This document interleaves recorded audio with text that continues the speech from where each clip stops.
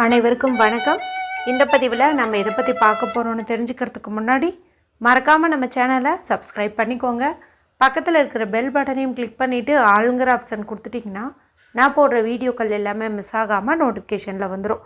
இந்த பதிவு மிக மிக முக்கியமான பதிவு, அவசரமான பதிவு, அவசியமான பதிவு அப்படின்னே சொல்லாங்க.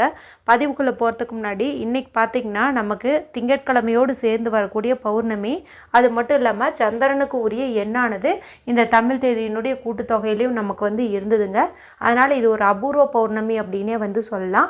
இந்த பௌர்ணமி நாளில் செய்ய வேண்டிய பரிகாரங்கள் கிட்டத்தட்ட 6 பதிவுகள் நம்ம சேனலில் தொடர்ந்து 2 நாட்களாக போட்டுட்ருக்கிறேன். 6மே பார்த்திங்கன்னா ரொம்ப ரொம்ப எளிமையானதாக இருக்கும். எந்த சூழ்நிலையில் இருந்தாலும் செய்கிற மாதிரியே கொடுத்துருப்பேன். இது வரைக்கும் பார்க்காம இருந்தீங்க அப்படிங்கும்போது இன்னுமே நமக்கு டைம் இருக்குது. ஏன்னா நாளைக்கு காலையில் 9:50 வரைக்கும் பௌர்ணமி திதியானது இருக்குது. அதனால் முடிஞ்ச அளவுக்கு ஏதாவது 1-2 பரிகாரங்களாவது நீங்கள் செஞ்சு பலனடையுங்க. அப்படி உங்களால் சூழ்நிலை காரணமாக எந்த ஒரு பரிகாரமும் செய்ய முடியல அப்படின்னாலும் கூட, எந்த பரிகாரமும் செய்யலைன்னா என்ன பண்ணணும் என்பது குறித்து ஒரு தனிப்பதிவு போட்டிருக்கிறேன். ஒரு குறிப்பிட்ட பொருளை தலகாணிக்கடியில் வச்சு தூங்க சொல்லி போட்டிருப்பேன். அதையாவது நீங்கள் செய்வதன் மூலமாக நிச்சயமாக இந்த பௌர்ணமி நாளில் நீங்கள் மற்ற பரிகாரங்கள் செஞ்சுருந்தால் என்ன பலன் உங்களுக்கு கிடைக்குமோ அது அப்படியே முழுமையாக கிடைக்கும் அப்படின்னே சொல்லலாம். ஒரு 4 வீடியோ எண்டு ஸ்க்ரீனில் வருங்க. மீதியும் நீங்கள் பார்க்கணுன்னு நினச்சிங்கன்னா நம்ம சேனல் லோகோ கிளிக் பண்ணிட்டு அதில் வீடியோஸுங்கிற ஆப்ஷன் கிளிக் பண்ணிங்கன்னா ரீசெண்டாக போட்ட எல்லா வீடியோஸும் வரும். அதில் உங்களுக்கு எது ஈஸியோ அதை நீங்கள் செஞ்சு பலனடையுங்க. சரி, இப்போ இந்த பதிவை தொடர்ந்து பார்க்கலாம். இது எதற்கானது அப்படின்னு பார்த்திங்கன்னா, நம்ம வாழ்க்கையில் ஒரு சில விருப்பங்கள் நிறைவேறுவதற்காக நம்ம நிறைய வேண்டுதல்கள் வச்சுருப்போம், நிறைய வழிபாடு செஞ்சுருப்போம். ஆனால் ஒரு சில பேருக்கு அது நடந்துடும், ஒரு சில பேருக்கு நடக்காது. அதுக்கு காரணம் பார்த்திங்கன்னா நம்மளுடைய முற்பிறவி கர்ம வினைகள்னு சொல்லலாம். அது மட்டும் இல்லாமல் ஜாதகத்தில் அந்த கிரக சூழ்நிலைகள் சரியில்லைனாலும் நமக்கு ரிசல்ட் கிடைக்காம போகும். இப்படி எப்பேற்பட்ட விருப்பமாக இருந்தாலும் அதெல்லாம் நிறைவேறுவதற்கு அற்புதமான நேரங்கள்னு நிறைய சித்தர்கள் நமக்காக கொடுத்துருக்குறாங்க. அதில் ஒரு நேரம் அப்படின்னு பார்க்கும்போது சோடசக்கலை நேரம் சொல்லலாம். இதை நம்ம காரிய சித்தி நேரம் அப்படின்னே சொல்லாங்க. அமாவாசை மற்றும் பௌர்ணமியின் போது வரக்கூடிய அற்புதமான இந்த நேரத்தை யார் ஒருத்தங்க சரியாக பயன்படுத்திக்கிட்டாலும் கண்டிப்பாக அவங்களுடைய விருப்பங்கள் நிறைவேறும். ஏன்னா இந்த சோடசக்கலை நேரம் பார்த்திங்கன்னா மொத்தம் 2 மணி நேரம் இருக்கும்.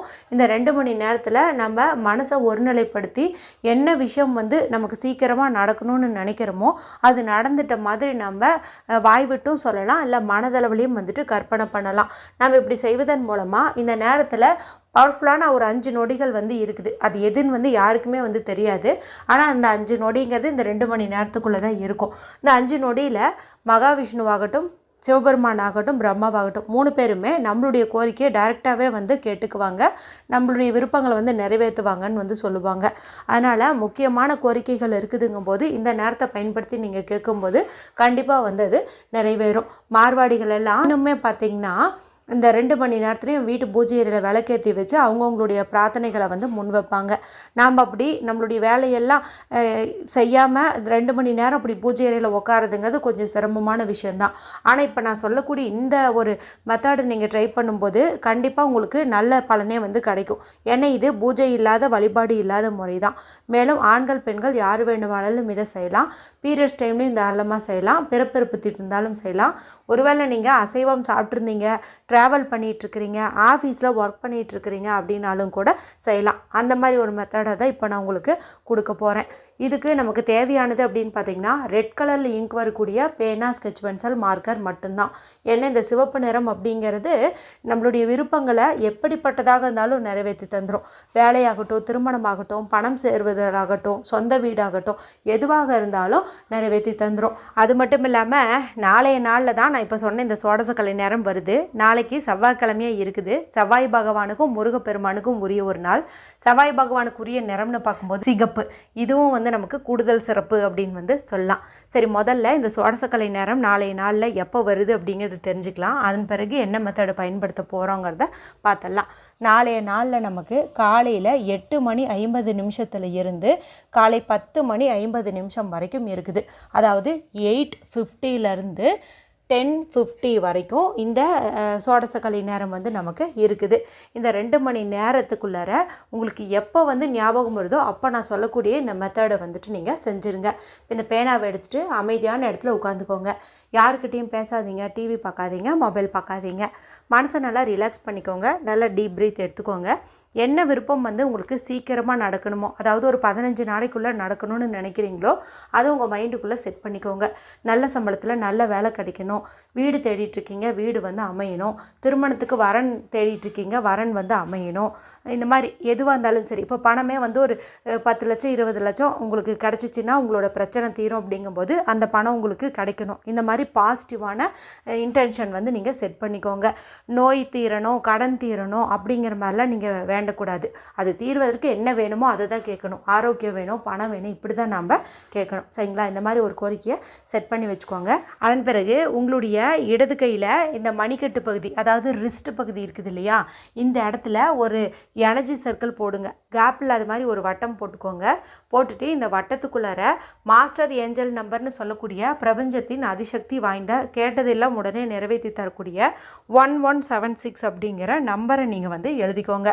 இது பெருமாளினுடைய எனர்ஜியை அட்ராக்ட் பண்ணி தரக்கூடிய நம்பர். மேலும் இந்த புரட்டாசி பௌர்ணமி பார்த்திங்கன்னா பெருமாளுக்கு ரொம்ப ரொம்ப உகந்ததுன்னு சொல்லலாம். அதனால் இந்த நம்பர் பயன்படுத்துறது ரொம்பவுமே பொருத்தமானதாக இருக்கும். இப்போ 1176ன்னு எழுதிட்டு என்ன கோரிக்கை நடக்கணும்னு நீங்கள் நினச்சிங்களோ அது ஒரு வார்த்தையில் வர மாதிரி தமிழ்லேயோ அல்லது இங்கிலீஷ்லேயோ எழுதிக்கோங்க. மணி, பணம், வேலை, ஜாப், திருமணம், மேரேஜ், இந்த மாதிரி நீங்கள் எழுதிக்கோங்க. அப்படியே கண்களை மூடி அந்த கோரிக்கை நடந்துட்ட மாதிரி நீங்கள் இமேஜின் பண்ணுங்கள். நல்ல சம்பளத்தில் வேலை கிடச்சிருச்சு, நல்ல இடத்துல திருமணம் ஆயிடுச்சு, கையில் 20 லட்சம் பணம் கிடச்சிருச்சு, இந்த மாதிரிலாம் நீங்கள் பாசிட்டிவாக இமேஜின் பண்ணுங்கள். இதெல்லாம் செய்கிறதுக்கு நமக்கு ஒரு 2 நிமிஷம் கூட ஆகாது. ஆனால் அளவில்லாத பலனை கொடுக்கும். அதனால் இமேஜின் பண்ணுங்கள். அதன் பிறகு உங்களுக்கு என்ன வேலை இருக்குதோ அதை நீங்கள் தாராளமாக போய் பாருங்கள். முடிஞ்ச அளவுக்கு 8:50லேருந்து 10:50 அந்த 2 மணி நேரத்துக்குள்ளே எத்தனை முறை இந்த நம்பரை பார்க்க முடியுமோ அத்தனை முறை பாருங்கள். அத்தனை முறை அந்த கோரிக்கை நடந்துட்ட மாதிரி பாசிட்டிவாக நீங்கள் நினச்சிக்கிட்டே இருங்க. இது ஒரு மெடிடேஷன் மாதிரி கூட பண்ணலாம். ரொம்ப ரொம்ப எளிமையாக தானே இருக்குது. அதனால் எல்லாருமே செய்யுங்க. கண்டிப்பாக 15 நாட்களுக்குள்ளே நீங்கள் என்ன நினச்சிங்களோ, அதாவது கற்பனை பண்ணி பார்த்தீங்களோ அது நிஜமாகவே நடக்கும். அவசியம் செஞ்சு பலனடையுங்க. வீடியோ பிடிச்சிருந்தால் மற்றவங்களோடையும் ஷேர் பண்ணுங்கள், லைக் பண்ணுங்கள். மற்றும் ஒரு பயனுள்ள பதிவில் உங்களை சந்திக்கிறேன். நன்றி, வணக்கம்.